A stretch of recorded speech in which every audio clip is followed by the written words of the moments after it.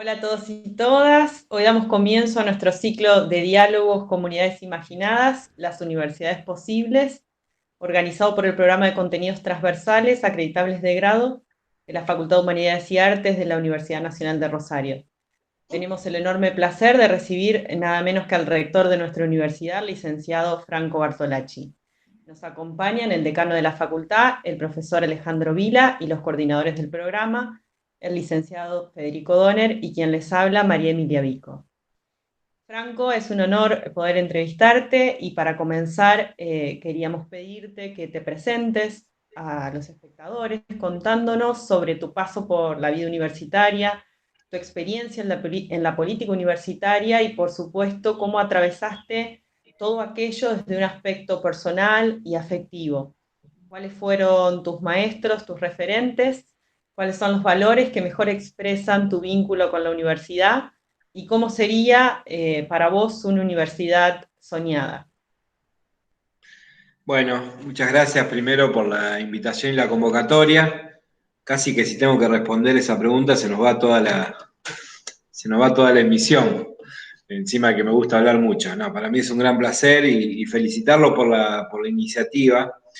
La verdad que está muy bueno que tengamos esta capacidad de poder parar la pelota en un contexto tan complicado como el que estamos atravesando, donde parece que siempre lo importante es lo que acontece y la urgencia y la coyuntura, poder tener la posibilidad de parar un poco, de reflexionar, de pensar lo que nos pasa y hacia dónde nos queremos conducir de manera colectiva. La verdad que está muy bueno, así que felicitar a la facultad, al equipo, a todos ustedes por la iniciativa. Y después contarles muy brevemente, yo inicié la facultad en el 94, la Facultad de Ciencia Política y Relaciones Internacionales de nuestra universidad. En realidad había estudiado un año anterior Ciencia Política también, pero en la Universidad de Buenos Aires. Hice el ciclo básico común. Cuando era más chico, hacía teatro en mi ciudad. Yo soy de San Jorge, que es del centro-este de la provincia de Santa Fe. Y entonces tenía el berrinche de ir a las grandes tablas de Buenos Aires. Duró muy poco, es un par de semanas, apenas llegué a Buenos Aires, el sueño se hizo añicos por varias razones. Así que después completé el CBC, hice todo el año 93, el CBC completó la UBA, pero ya a mitad de año había tomado la decisión de venir a estudiar a Rosario. Y empecé en el año 94, dos carreras, comunicación y ciencia política, eh, y después ya finalmente opté por ciencia política. Y la verdad que me interesé, me comprometí, me sumé a participar de la vida política universitaria rápidamente. Ese año, el 94, fue el de la Convención Constituyente, y recuerdo que se convocaba un acto con Alfonsín en la ciudad de Santa Fe, en el marco de la convención, y por supuesto yo vengo de una familia con tradición y militancia en el radicalismo, particularmente identificada en el alfonsinismo, que yo creo que es una corriente de pensamiento y acción en sí misma. Y la verdad que bueno, ese viaje a Santa Fe fue un viaje de ida que casi, de alguna manera, también me trajo hasta acá. Allí empecé a involucrarme, a militar, fui presidente del centro de estudiantes de la facultad por la franja, fui consejero directivo y consejero superior de la universidad, fui presidente de la Federación Universitaria de Rosario. También una vez que me recibí yo venía ejerciendo, de alguna manera iniciando la carrera docente en la cátedra de teoría sociológica de la facultad. Cuando me recibí me incorporé como jefe de trabajos prácticos. Allí también, después de recibido, me incorporé a la gestión de la facultad, donde fui secretario estudiantil, luego secretario de planificación, luego decano por 2 periodos, y ahora rector de la universidad. Eh, por supuesto que a mí, digamos, no me gusta hacer referencia a una, dos, tres personas. Yo creo que los grandes principios y valores y las referencias lo estuve en los compañeros y compañeras de militancia. Yo me sumé a la militancia política universitaria en un contexto muy particular, que fue el de la aprobación y sanción de la Ley de Educación Superior, muy resistida por la comunidad universitaria, por lo tanto era un contexto de mucha movilización interna que compartimos con Alejandro en ese momento. Tengo una foto donde estamos los dos. Bueno, yo pelo todavía tengo, Alejandro tiene bastante menos ahora, pero yo tenía pelo de otro color, Alejandro tenía mucho más pelo, los dos como presidente del centro de estudiantes en ese momento y en ese contexto. Para mí ese proceso fue un gran aprendizaje. Creo que el movimiento estudiantil, como la comunidad universitaria en su conjunto, estuvo muy a la altura de las circunstancias, aún habiéndose sancionado la ley. Fue un proceso de múltiples aprendizajes y ese tránsito, como los posteriores, con compañeros y compañeras de militancia, para mí fueron aprender todos los días. Y por eso yo siempre me gusta hacer referencia a la cuestión colectiva, porque más allá del recorrido personal, individual, que cada uno pudo haber hecho en este tiempo, en general, cuando suceden muchas cosas, son consecuencia del esfuerzo de múltiples personas que a lo largo del tiempo le dieron sentido, sobre todo a proyectos políticos de carácter colectivo, como el que intentamos modestamente representar a quienes circunstancialmente nos toca estar en lugares de responsabilidad institucional, pero que no somos más que la expresión de procesos mucho más largos, y de muchísima más gente que colaboró y contribuyó para eso suceda. En ese tránsito de política universitaria estudiantil y de la gestión institucional en la Facultad de Ciencia Política en particular,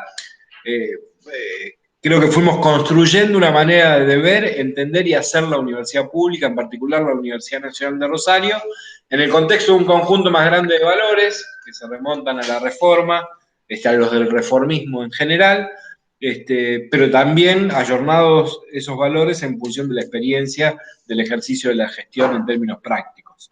Y eso fue lo que fue moldeando esto que se ve ahora, con sus defectos, seguramente más que con sus virtudes. Muchas gracias, Franco. Vos recién hacías mención, ¿no?, a tu experiencia política, ¿no?, y a esa época tan significativa para todos de fuerte defensa de la universidad pública en la década del 90. Y bueno, queríamos hacerte una pregunta que por ahí parece sencilla, pero vos, rápidamente todos sabemos que no lo es. ¿Por qué es importante que haya universidades públicas? ¿Y qué significa la universidad en nuestro país?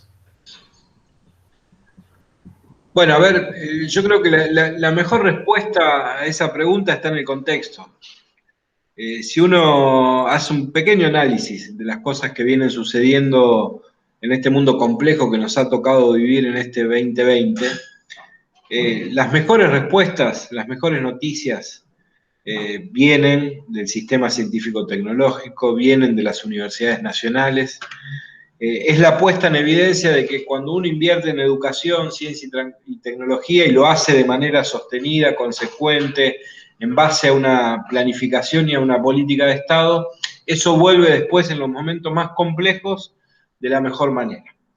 Pero la universidad no solo pone en evidencia en este contexto que es producción de conocimiento de excelencia al servicio de los problemas que tiene la sociedad, también es compromiso solidario. Y eso, a mi juicio, se desprende de algo que nosotros tenemos que asumir como parte del desafío que tenemos los universitarios de interpretar que nosotros no somos solamente una institución que acredita la formación de excelencia de un trayecto disciplinar determinado a través de un papel, sino que somos también, en función de la expectativa que la sociedad deposita en la universidad, la sociedad que nos sostiene con su esfuerzo, tenemos que ser un dispositivo que pueda transformar esa sociedad, que pueda cambiarle la vida a la gente, sobre todo a la gente que la pasa peor. Por tanto, la relevancia de las universidades, uno podría hablar mucho, digamos, incluso haciendo referencia a a teorías de por qué, digamos, la universidad, por qué reivindicamos la universidad pública, qué ha significado eso a lo largo del tiempo, por qué estamos orgullosos de defender un sistema que es único en el mundo. No hay otro modelo igual al que tenemos en la Argentina. Pero me parece que la mejor respuesta para que la gente también pueda hacerse una idea de eso que a veces reivindicamos tanto y nos cuesta graficar, está puesto en todo lo que pasó en estos últimos meses y en el aporte que la universidad hizo, particularmente la Universidad Nacional de Rosario. Por eso a mí me produce mucho orgullo ser rector de una universidad donde pasan estas cosas y donde la comunidad artesanalmente resuelve los problemas que se presentan en el contexto y hace de esos problemas una oportunidad, estando a la altura de las circunstancias.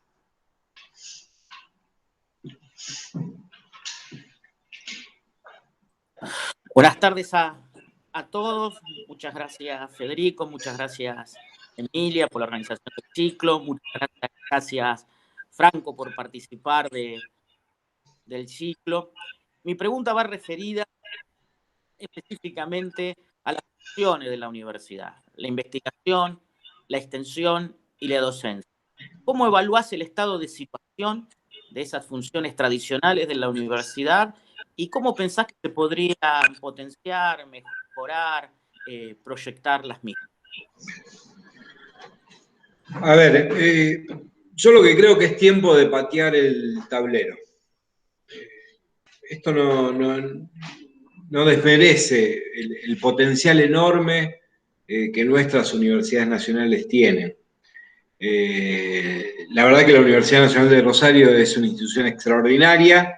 Todo lo que uno toca sale brillo.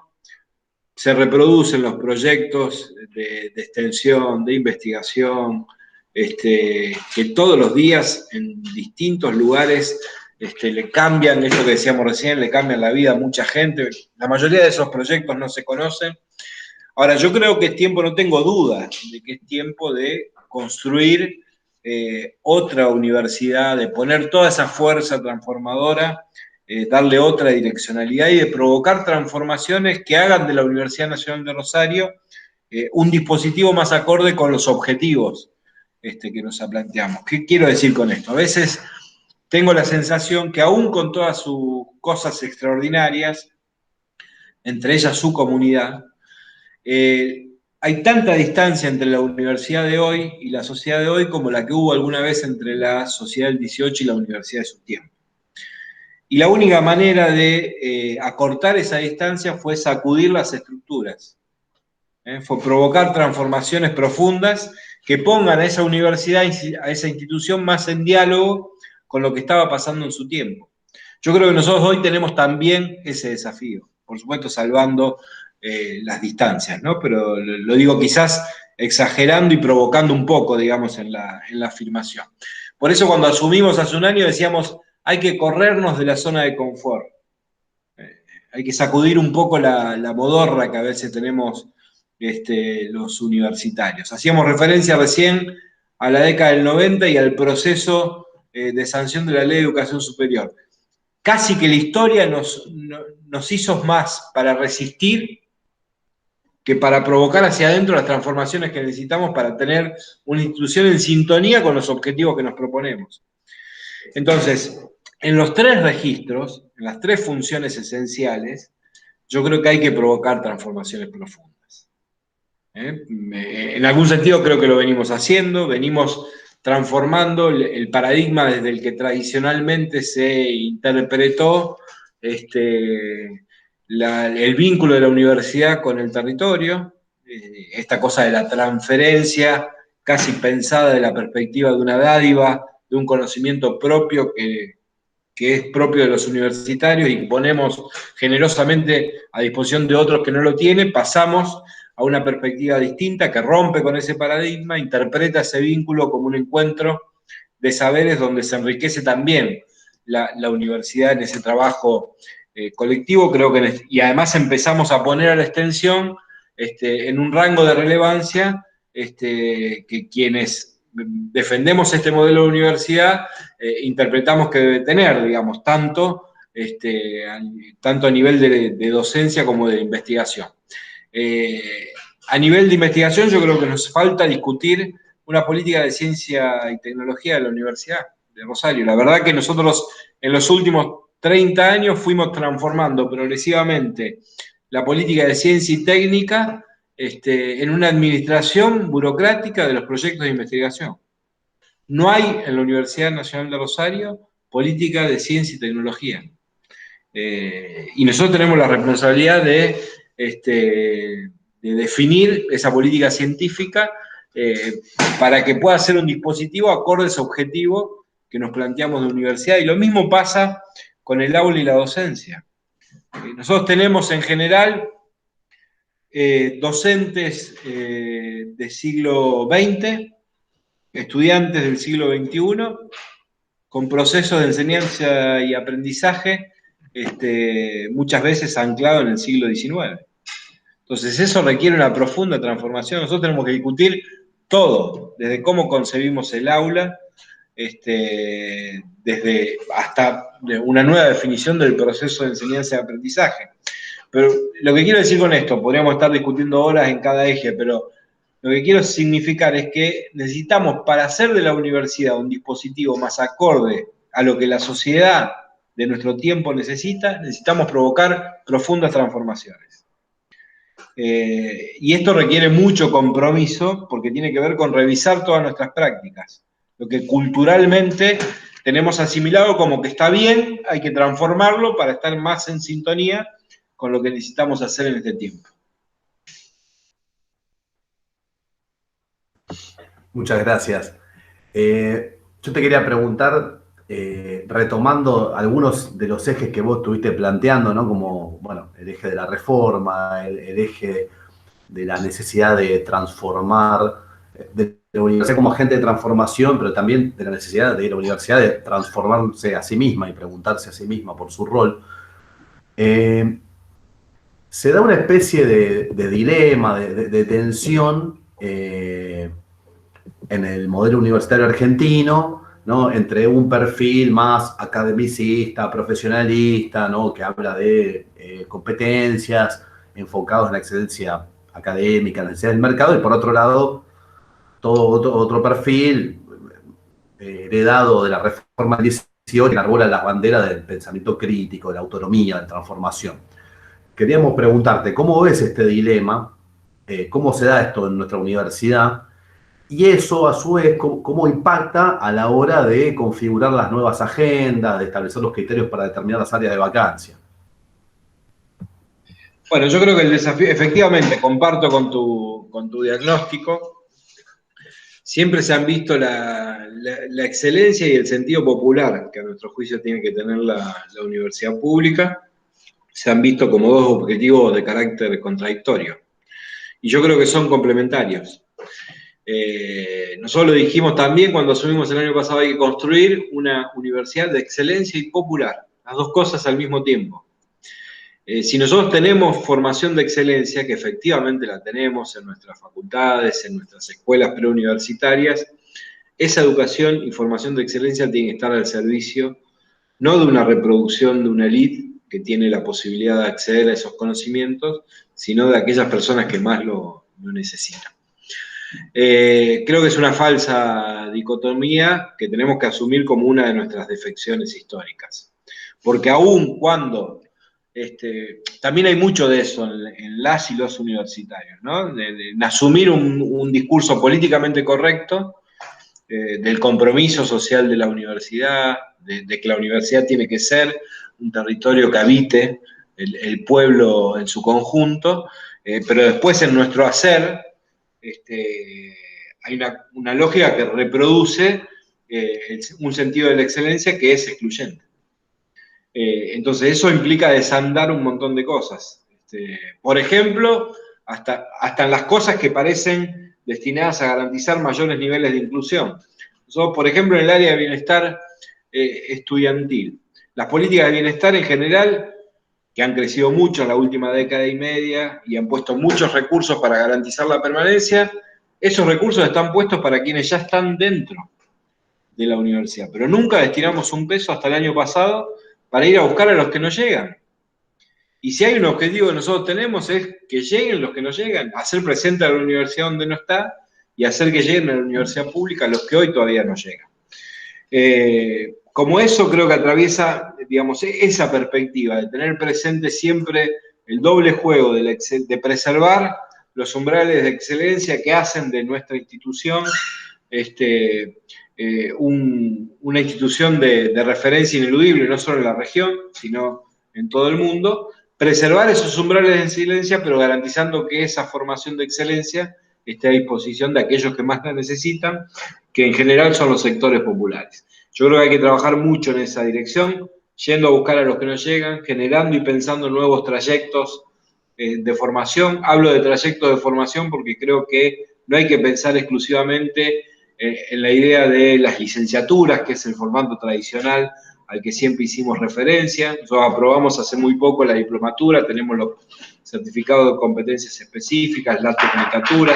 Esos nuevos trayectos tienen que estar pensados desde desde formatos institucionales y académicos innovadores. No hay que replicar modelos que han sido exitosos. Lo discutíamos hace muy poco tiempo con la gente de Puerto General San Martín, que quiere llevar adelante una propuesta de educación media en el territorio, y decían, queremos una escuela, un politécnico o un superior de comercio en Puerto General San Martín.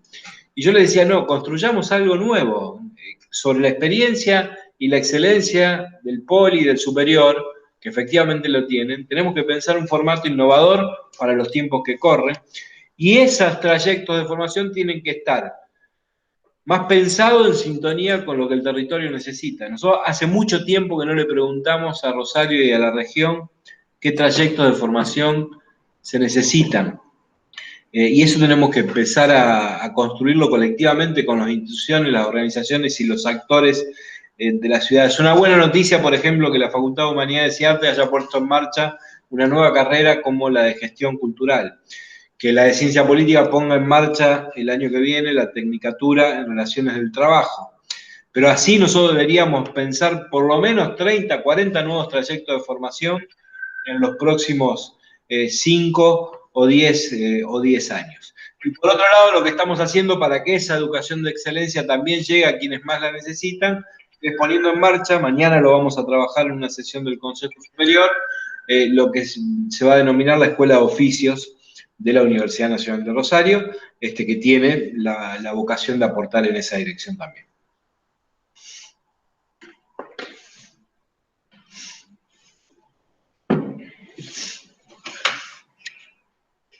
Franco, ahora yendo más al momento y a la situación de contingencia que nos ocupa, nos gustaría que nos respondas o que reflexiones sobre cómo analizás los desafíos que implicó la irrupción de la pandemia y la implementación de la enseñanza virtual, específicamente cuáles fueron los principales desafíos que tuvo la universidad, cuáles son las principales estrategias que se aplicaron ante la contingencia y cuáles son las estrategias ya pasados 6 meses y que se planifican con un poco más de tiempo frente a esta nueva situación.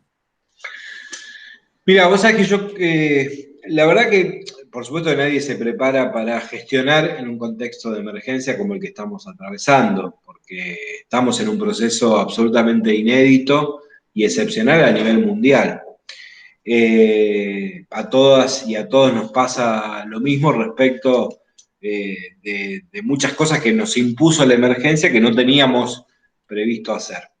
Pero aún con todo y a pesar de todo, la verdad que nosotros no descubrimos una agenda que no tuviéramos en mente. Nosotros en diciembre del año pasado, cuando asumimos en agosto, pusimos en marcha lo que denominamos Agenda 2030, que era construir colectivamente un proyecto como horizonte posible para la Universidad Nacional de Rosario. La verdad que fue un proceso democrático, horizontal, transversal, muy interesante, de 4 meses intenso, que nos permitió tener en diciembre una plataforma, 40, 50, 60 líneas de proyectos que la comunidad dice, bueno, hacia esto queremos ir en los próximos años como comunidad universitaria. Y todos los desafíos que nos planteó la emergencia en el mes de marzo están escritos en esa planificación de diciembre del año pasado. Nosotros habíamos presentado el nuevo sistema de educación a distancia la primera semana de diciembre del 2019. Habíamos acreditado el año pasado también el sistema de educación a distancia y presentamos el nuevo campus virtual. Es verdad que lo que hizo la pandemia fue acelerar los tiempos que estaban previstos en otra planificación. Y en algunos casos habilitar procesos más rápidos que en un contexto de cierta normalidad, entre comillas, quizás nos hubiesen llevado muchísimo tiempo. Con todo eso, la verdad que para una universidad que no tiene tradición en materia de virtualidad, como la nuestra, lo que tuvimos que hacer en muy poco tiempo, y cuando digo muy poco tiempo estoy hablando en días, semanas, fue prácticamente una revolución tecnológica. Nosotros no teníamos ni capacidades de gestión, ni recursos tecnológicos pensados para asumir un desafío de esa magnitud. Y tuvimos que resolverlo en 10 días. Y visto hoy en perspectiva, la verdad que lo resolvimos prácticamente sin sobresaltos, un desafío enorme. Nosotros teníamos un campus virtual que en marzo transitaban por día 400 personas y hoy tenemos uno que transita por día más de 40.000.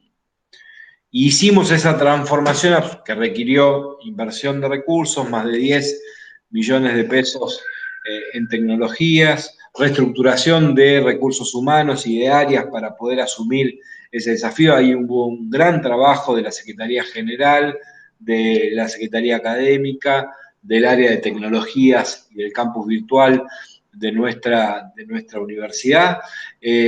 Implicó horas y horas de gestión, porque hubo mucha gente que aún con el aislamiento estuvo 24 horas dedicada a poder dar soporte tecnológico a los desafíos que se enfrentaban, pero pudimos poner en marcha ese proceso y hoy tenemos, pasado 4 o 5 meses, más de 35.000 estudiantes que rindieron exámenes finales de carácter virtual.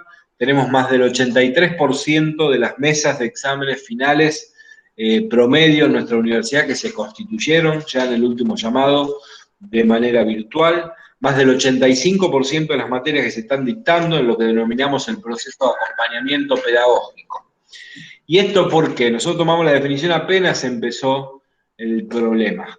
La verdad que para cualquier institución siempre es más fácil patear la pelota para adelante y decir, bueno, esperamos hasta que aclare un poco y vemos después qué definición institucional tomar. Nosotros claramente el primer día, junto a decanas y decanos, decidimos sostener los vínculos. Algo tan necesario, sobre todo en un contexto como el que estamos atravesando. Eso implicaba enormes desafíos. Primero, de lo que denominamos el acompañamiento pedagógico virtual, que hoy encuentra manifestación en todo esto que ponía en evidencia recién, con un enorme trabajo del personal no docente afectado a las áreas específicas y sobre todo el colectivo docente universitario, que ha hecho un esfuerzo solidario fenomenal en este tiempo, pero además implementando un montón de políticas de acompañamiento y contención, porque sabíamos que el momento que atravesaba mucha gente de nuestra comunidad era muy complejo.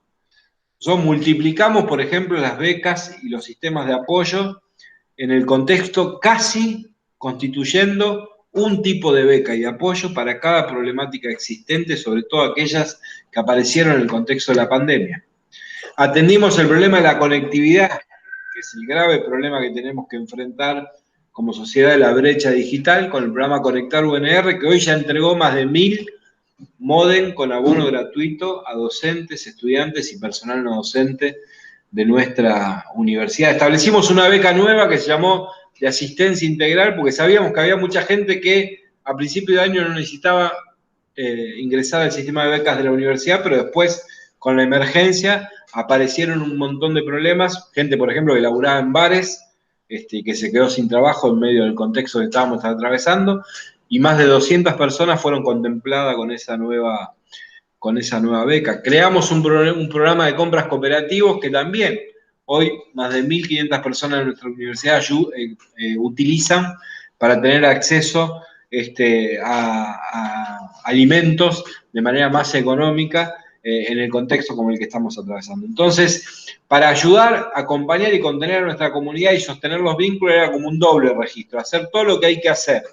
para que el objetivo de la universidad pueda cumplirse aún con la particularidad de este contexto, y ahí toda la virtualidad, que yo no tengo ninguna duda de que llegó para quedarse, y también establecer todos los mecanismos de acompañamiento y contención en políticas de bienestar para todos los claustros, de manera tal de que aquellos que tuvieran problemas se sientan solidariamente más acompañados para enfrentarlos. Última reflexión sobre el tema. Está claro, y todos compartimos, que la virtualidad no reemplaza la presencialidad.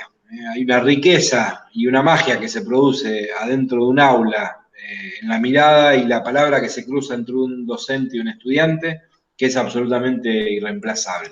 Ahora, no tengo ninguna duda de que la virtualidad llegó para quedarse.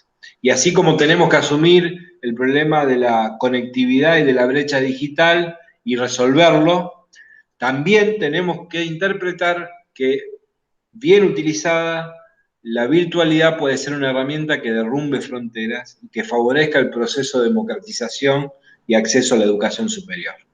Por ejemplo, pensando en las y los estudiantes que muchas veces trabajan y no pueden coordinar sus horarios para poder cursar materias. Bueno, la virtualidad nos da una herramienta complementaria para que esos chicos sí efectivamente puedan hacerlo. El otro desafío que planteó la pandemia, que creo que quedó muy claro en las reflexiones que compartimos al principio, fue el de poner todos nuestros recursos a disposición de la sociedad en el momento que más lo necesitaba. Creo que ahí la visibilidad del compromiso social y el potencial transformador de la universidad pública se puso de manifiesto como nunca.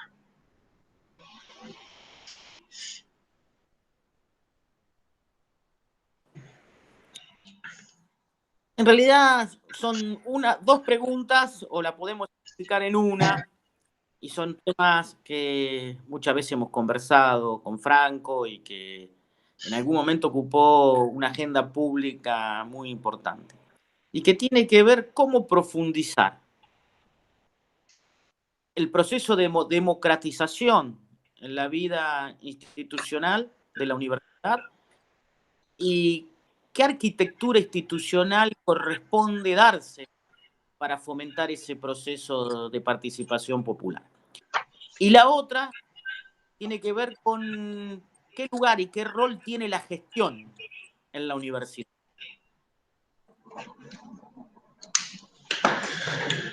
Bueno, a ver, yo creo que ahí cuando hablamos de sacudir un poco la modorra, de salir de la zona de confort, en parte creo que buena parte de ese desafío se lo lleva esta necesidad de cómo pensar una institución más democrática, más transparente, más moderna, creativa e innovadora. Yo creo que ese es el gran desafío. Lo primero que eso implica es estar dispuestos a discutir. Yo creo que uno de los problemas que tenemos las y los universitarios es que tenemos temas que sacamos de la agenda, que no estamos dispuestos a discutir ni a revisar de nuestras propias prácticas. Y yo creo que es precisamente el proceso inverso el que tenemos que hacer.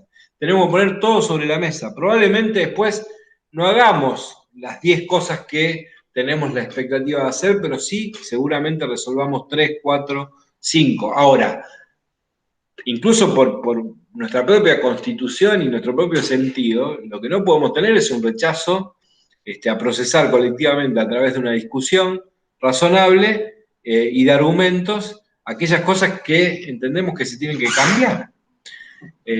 Pero la verdad que hay una propensión y una defección a tener sacralizadas algunas cosas que parece que fueran intocables. Yo creo que eso implica discutir todo.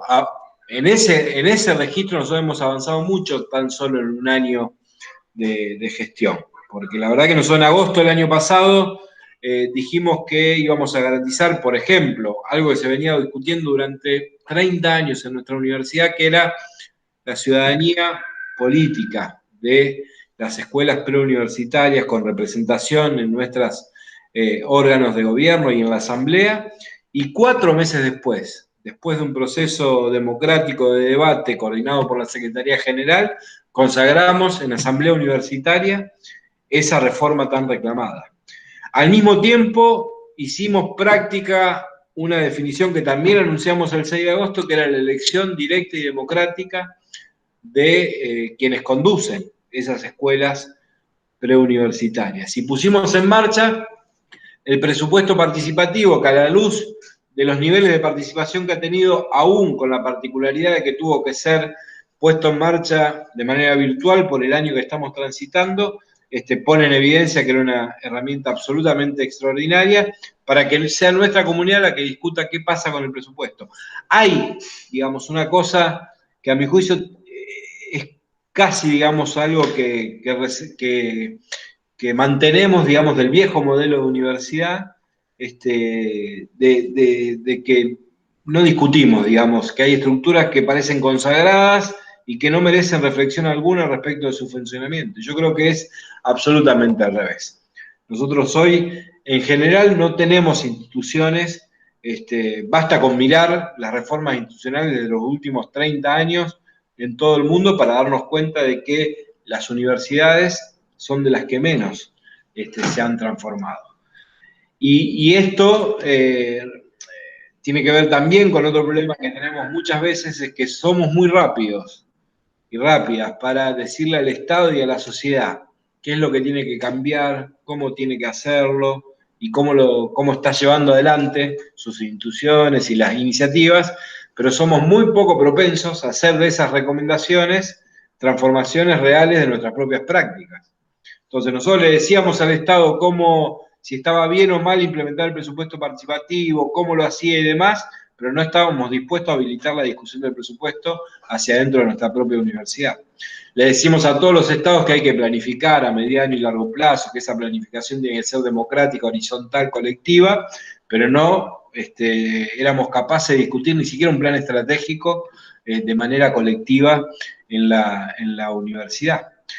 Hablamos de procesos de participación y democratización cada vez más necesarios en un mundo como en el que transitamos, pero nos reservamos, yo diría hoy, las estructuras más cerradas. Entonces, bueno, pensar una institución más acorde a los desafíos de nuestro tiempo, que fue lo que nos planteamos al principio, creo que requiere ahí, en ese eje de la institución más moderna, democrática, transparente, creativa e innovadora, en ese eje requiere de profundas transformaciones.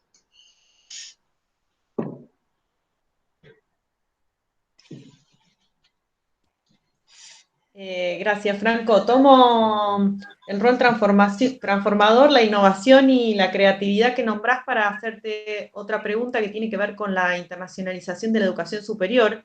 Uh-huh. ¿En qué estado de situación te parece que la UNR tiene la internacionalización? ¿Cómo piensa la democratización de la internacionalización de la educación superior? Y cómo transformarlo para hacerlo más democrático y ese proceso más inclusivo. Bueno, yo creo que ahí también hay mucho hecho, pero muy por debajo del potencial que una universidad como la nuestra tiene. Y en general es consecuencia del enorme esfuerzo casi en soledad y marginal, reservado muchas veces por la inducción a la marginalidad, que hicieron docentes e investigadores de nuestra universidad por su cuenta. Si hoy el 50, 60, 70, 80% de los vínculos que nuestra universidad tiene con el mundo, que son muchísimos, fueron construidos por nuestros docentes e investigadores que fueron generando relaciones, redes, estableciendo contactos con un montón de gente en un mundo que naturalmente hoy requiere de esa coordinación a nivel global. Yo lo que creo que hace falta ahí, y es lo que estamos tratando de empezar a construir, es una planificación de carácter institucional. Es decir, que le dé soporte, espalda, proyección, volumen y densidad a eso que nuestras y nuestros investigadores muchas veces construyen de manera solitaria, incluso lo están haciendo nuestras y nuestros estudiantes en estas últimas décadas, porque el mundo se ha convertido en eso. De todas maneras, yo creo que también hace falta discutir un poco el perfil de ese proceso de internacionalización, que no es solamente ponerse en contacto y vinculación con el mundo. Creo que tiene que haber una definición política previa, y creo que ese posicionamiento y esa ascendencia, esa nueva ascendencia que hay que construir de la Universidad Nacional de Rosario en el concierto global, tiene que hacerse de una perspectiva latinoamericana y regional. Yo creo que ese es el desafío que nosotros tenemos. Creo que para eso hay que ordenar y poner en escena nuevamente todo lo construido hasta ahora, que reitero, en buena medida se ha hecho de manera solitaria por nuestra comunidad, y en el marco de una planificación, nosotros lo denominamos UNR Global, en el marco de una planificación institucional, le dé otra presencia, otro volumen y otra incidencia a nuestra universidad en el mundo y sobre todo en la región.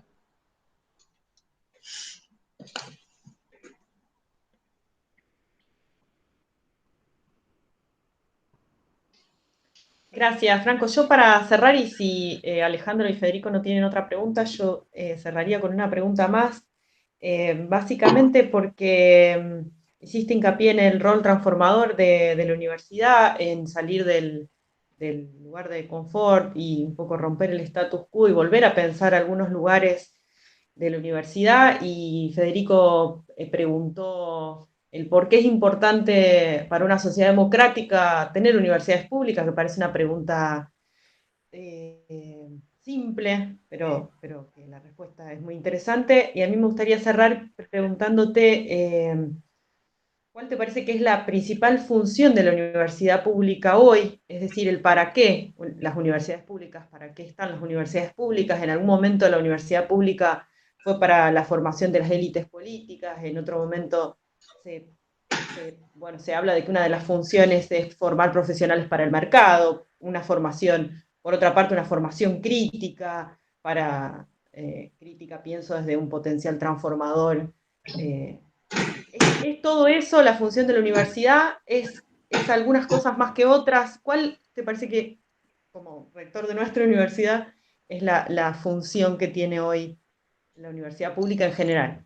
Yo voy a recuperar algo que señalaba al principio porque me parece, a mi juicio pasa por ahí. Por supuesto que nunca es terminante, digamos, una afirmación, y siempre en los objetivos de una institución tan compleja, tan diversa como la nuestra, hay un poco de todo lo que vos mencionabas. Pero si me dijeran, bueno, ¿dónde hay que poner el eje? ¿Dónde hay que hacer un esfuerzo adicional? Yo creo que es lo que señalaba al principio. Para mí las universidades tienen que asumir que deben ser un dispositivo que puedan transformar las sociedades en las que están inmersas, que puedan cambiarle la vida a la gente. Esto también parece dicho así, algo muy simple, pero en realidad es dar vuelta una universidad, al menos una que tiene la tradición como la Universidad Nacional de Rosario, de ser prácticamente muchas veces un palacio de saberes clausurados. Entonces yo creo que toda esa fuerza transformadora hay que ponerla en una doble dirección. Hacia afuera para provocar esos cambios, para hacer ese aporte, y hacia adentro para hacer de la institución un dispositivo que pueda asumir ese desafío. Porque uno tampoco puede, nadie puede pretender correr una carrera de Fórmula 1 si el auto no está en condiciones de asumir un desafío de esa magnitud. Entonces, hacia adentro hay que provocar un montón de transformaciones institucionales, administrativas, reformas profundas, pedagógicas, reformas profundas de cosas que no discutimos hace muchísimo tiempo. Esa es una pregunta que deberíamos colectivamente hacernos. ¿Cuánto hace que no discutimos cómo enseñamos? ¿Cómo enseñamos en la universidad? Una pregunta tan básica que tiene que ver con nuestra función, la más simple y la más importante de todas. No lo discutimos. Es como que tenemos asimilado que hay que ir y hacerlo de determinada manera. Y yo creo que tenemos la responsabilidad de discutir. No discutimos cómo nos organizamos institucionalmente, si eso está bien, si está mal, si los tenemos que corregir. Entonces yo creo que hay que hacer un enorme esfuerzo en esa dirección para cumplir con esa misión, con el objetivo de no fallarle a la sociedad. Yo creo que el principio que no tenemos que olvidarnos nunca es que nosotros tenemos esto que reivindicamos como un derecho, pero que es de alguna manera también un privilegio, porque hay mucha gente que no pudo venir a la universidad pública o que no va a poder venir. Y es la gente que todos los días hace el esfuerzo para sostener las actividades que nosotros realizamos en la universidad. Entonces nosotros podemos fallar en muchas cosas. Lo que no podemos hacer es fallarle a una sociedad que es la que nos da sentido y nos sostiene con su esfuerzo. Por eso creo que el objetivo más importante de la universidad pública en general, de la de Rosario en particular, es asumir que tenemos que garantizar formación de excelencia, que acreditamos eso a través de títulos que dicen que uno tiene un trayecto de formación disciplinaria en una materia, pero que tenemos que ser conscientes que debemos ser un dispositivo que aporte algo más.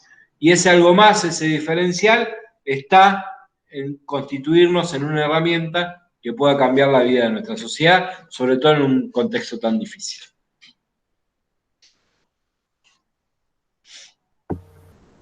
Bueno, muchísimas gracias, Franco. La verdad que muy interesante todo. Creo que hemos recorrido prácticamente todos los aspectos de la vida universitaria en poco tiempo.